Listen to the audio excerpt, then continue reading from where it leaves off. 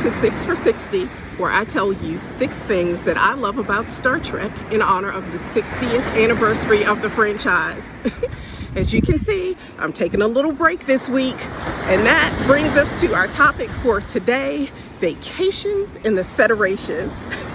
So when most people think about vacations, we automatically, well, vacations in the Federation, in the Star Trek franchise, we think about Risa, or if you're TOS fans, you go to the episode Shore Leave.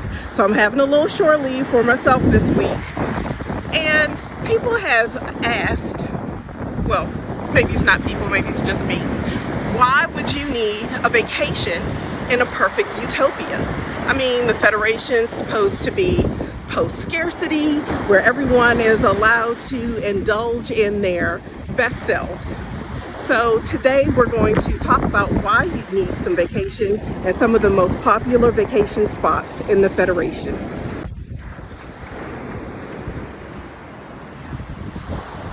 So in the episode, in the TOS episode, Shore Leave, the caretaker of the planet says, the more complex the mind, the greater the need for relaxation, or something to that effect. This entire planet was constructed for our race of people. So come, Play. As advanced as you obviously are. Can you still play? Yes, play, Mr. Sulu. More complex the mind, the greater the need for the simplicity of play. And again, we think about the Federation is designed like the military, so we're assuming that military members accrue leave. And we've seen it referenced multiple times, Dax, Kira, Worf, all talking about using the leave time that they've accrued. So we see very clearly that there is a recognized need for rest and relaxation in the Federation.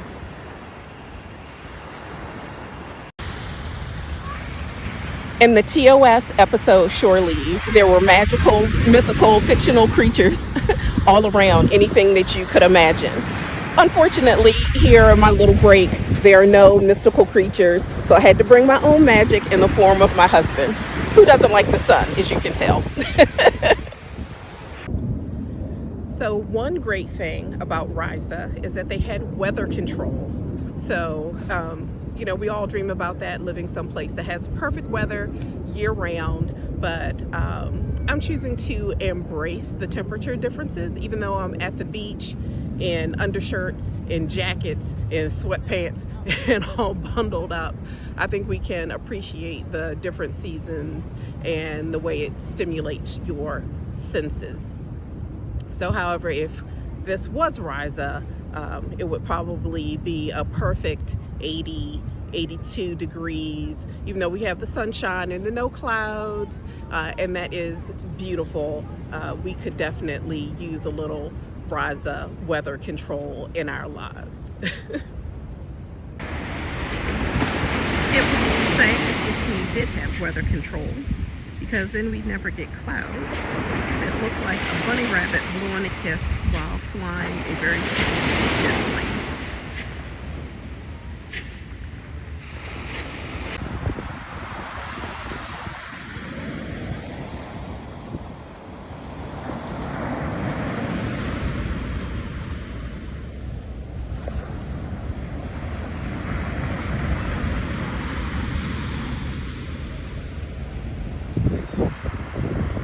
Because there are really no appropriate photos I can really show for this, I'll let you enjoy the ocean waves while I talk about the next topic, which is Risa normalizes the idea of sex work. So with the idea of infinite diversity and infinite combinations and everyone being free but not in a we don't have any morals kind of way, Risa acknowledged providing a sexual service as something that was normal and acceptable within the Federation. I won't talk about that anymore because I want to keep my channel on the air. Do with the comments as you will. If you agree, don't agree, let me know in the comments.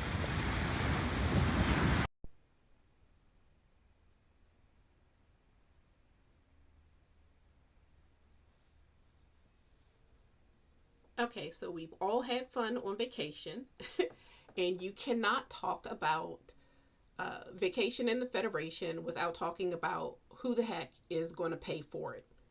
So I probably did these topics out of order, but we're going to really get into talking about who pays for things in the Federation when we talk about is the Federation communist, which is a really big complaint when I was on Twitter, X, whatever you want to call it. People would just like show up in conversations just to be angry about that. Oh, the Federation is communist. How can you watch Star Trek? But anyway, we'll talk about that next week, I promise.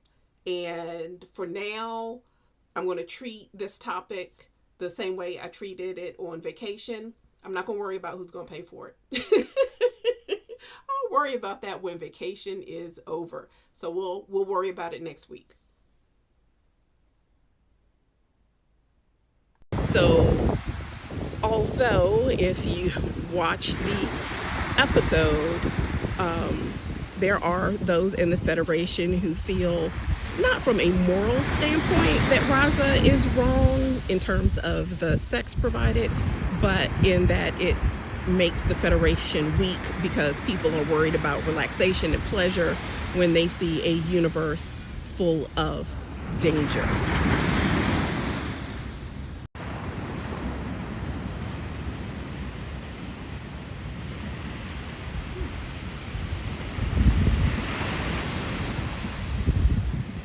I wonder if I should try to make first contact with this new life form.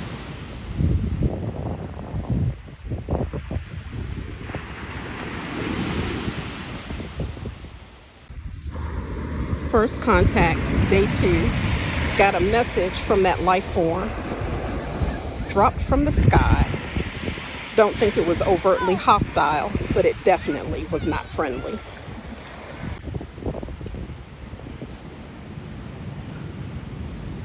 Goodbye, quiet beach, relaxation, and fun.